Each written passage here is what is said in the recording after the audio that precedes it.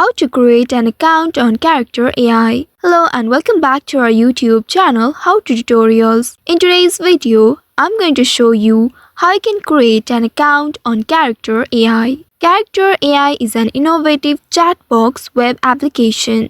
It allows users to interact with lifelike characters made by artificial intelligence. Here's how you can create an account on Character AI. First of all, you will need to ensure that you have already downloaded the authentic and official Character AI application. Once you have downloaded it, tap on the app to open it. On the home screen of the application, you will be presented with several sign-up options. You will need to choose one of these options. Here I am selecting Continue with Email option. Tap on the option and then now here you will need to enter your email address. After entering the email address, tap on this Join button. Now you will be taken to a new page. Here you will need to verify your email address. A verification link is sent to your email address. You will need to wait for that email, and once you get the email, open your email and inside it, here you will be able to see this link. Tap on the link and by doing so, your email address will be verified. And after successful verification, you will see this home page.